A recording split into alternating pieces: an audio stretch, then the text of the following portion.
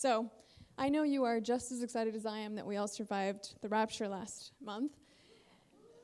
And I'm here to tell you about another group of people all around the world who have been going through their own apocalyptic panic because the end of translation is near. And in fairness, crowdsourcing, social media, and search is definitely making it so that translation is going through a massive change. It used to be that you had to go through a massive, massive disaster of Electrolux proportions in order to decide that translation was important. One of the challenges with old media or traditional media is that there was no real good way to measure the impact something like this had on your organization, good or bad. The one thing that I know after 13 years in the world of globalization is that even today, agencies and product companies, no matter how much revenue they have coming from outside of the US, still think of their international audiences as an afterthought. But now we have massive crowdsourced translation efforts that make the entire thing look easy and cheap. You've got TED crowdsourcing their subtitling. You've got Facebook, who took 18 months to actually get 70 languages up and running. But a little known fact about Facebook is that they actually took 25,000 volunteers to get just the Turkish language up and running. Yeah. Good for them. But how many organizations have the technology, the resources, or even the time and the energy to manage 25,000 volunteers multiplied across 70 languages? Again, good for them, but not easy and not cheap. And then we have social media. The scary and fun thing about social media is that it's becoming a system of checks and balances. Whether you are Oprah and Shaq catches you with your caps on, or you're Facebook and you get caught with a really, really unfortunate name for the last language that you proposed. That is the N-word.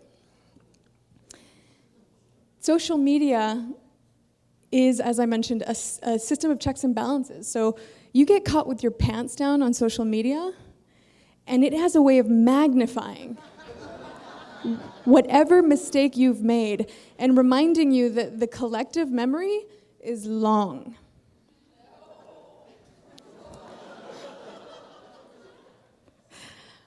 And then we have search. You take a search campaign and you translate your keywords with machine translation, and your results will be abysmal, no question. You use a human translator and it's better. The best results that you can get are using an expert in country that knows not just the language, but the culture, the technology, and ideally a little bit about your business. One of the things about this new media is that everything is measurable, unlike the old Electrolux days. And so I'm going to give you a couple of examples. The first one is this idea around keywords. So the word deuda in Spanish means debt. You're promoting something around debt, and without having somebody on the ground helping you, you might not realize that debt in Spanish has kind of a negative connotation, a lot more negative than English. And it's not the kind of thing that I would use to search for anything. The other thing that you might not know if you didn't have somebody in country helping you out was that the word scooter has a perfectly correct and accurate translation in French, German, and Italian. But without somebody on the ground to tell you, you might not know that in those countries, nobody uses those translations. People say Vespa, the way that we say Kleenex when we mean tissue, or Xerox when we mean photocopies. Another example is, imagine that you're promoting an event. It's happening in Paris. It's happening a month from now. You have a budget to promote it for the next month. And it's happening at the local Hilton. You go away on Friday, you come back to work on Monday, and your entire budget has been decimated over the weekend because somebody else, using the exact same keywords, has been blowing it up on the internet while you were away. How do you prevent something like that from happening? Moreover, how do you prevent it from happening in Germany, in France, this is France, in Italy, in India, and China? The only way to protect yourself from these kinds of things is to actually have experts on the ground who are watching your back. So the moral of the story is this. People are wasting money and opportunities faster and frankly more painfully than ever before. Translation is not dying.